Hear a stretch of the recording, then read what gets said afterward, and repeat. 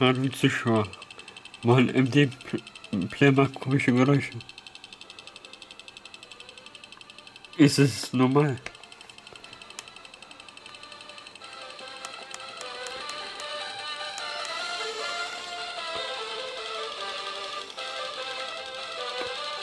Batteriefach tut irgendwie nicht funktionieren.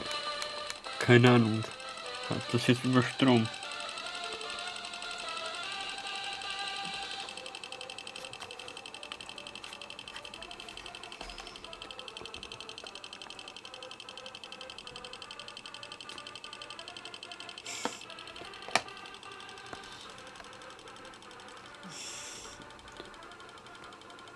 Ja, das ist ja von Michael Donner.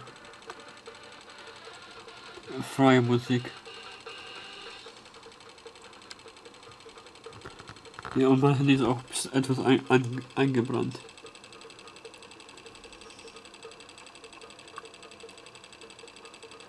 Weiß nicht warum.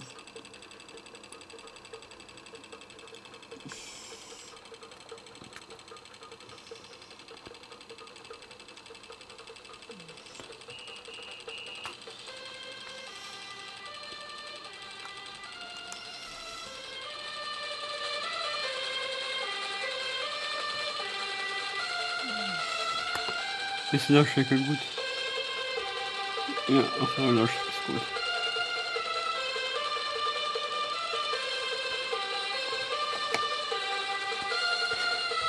Wenn ihr das Video gefallen hat, Daumen nach oben und abonnieren nicht vergessen. Und ciao, bis zum nächsten Mal.